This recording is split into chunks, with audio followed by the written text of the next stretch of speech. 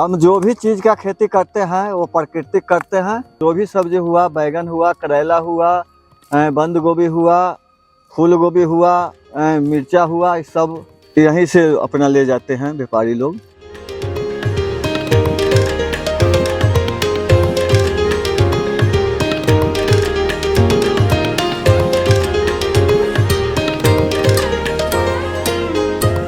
खेती केवल फसल उगाने का काम नहीं, यह मिट्टी, पानी और किसान के जीवन से जुड़ा विश्वास है। आज यही विश्वास फिर से लौट रहा है। प्राकृतिक खेती के रूप में बिहार के वैशाली जिले में किसान अब प्रकृति के साथ मिलकर खेती कर रहे हैं। मैं विनय कुमार सिंह, ग्राम मनोरा, पोस्ट बीबीपुर, जिला वैशाली, थाना बेलसर, प्रखंड पटेढ़ी बेलसर का रहने वाला हूँ। प्राकृतिक खेती करते हैं, केचुआ का खाद डालते हैं, वर्मी कंपोस्ट डालते हैं और नीम का खल्ली, जीवामृत, TC से स्प्रे करके और फसल को उगाते हैं। देखिए मेरा फसल बहुत स्वस्थ है। देखिए अब बंदा कट जाएगी 15 से 20 दिन में और फिर मिर्च मेरा तैयार है।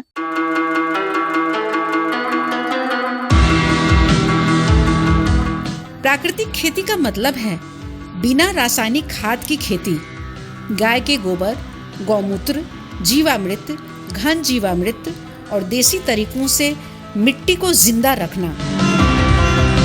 आत्मा वैशाली द्वारा हम लोग को ट्रेनिंग दिया गया और अनुदान भी दिया गया। उसी के तहत हम लोग खेती करते हैं। अभी हम जीवामृत का छिड़काव कर रहे हैं और इससे बढ़िया होता है, क्वालिटी और क्वांटिटी दोनों मिल जाती है।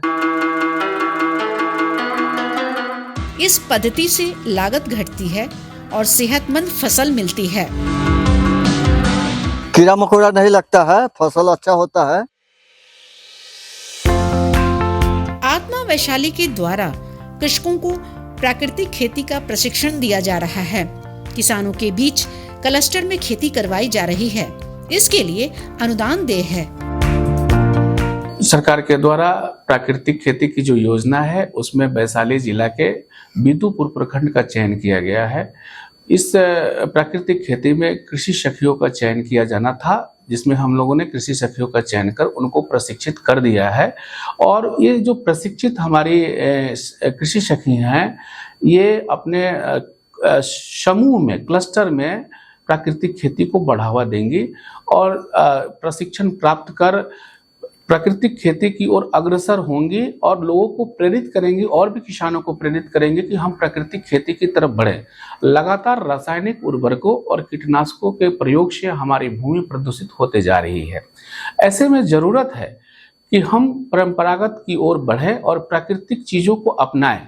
ये प्राकृतिक जो भी हमारे इनपुट्स हैं, इनका उपयोग कर खेती को अगर हम करते हैं तो इसमें हमारी खेती की जो लागत होती है वो कम आती है और प्राकृतिक खेती करने से हमारे फसल की गुणवत्ता में भी बढ़ोतरी होती है। साथ साथ हमारे जो प्रदूषण की भी समस्या से हम निजात पाते हैं।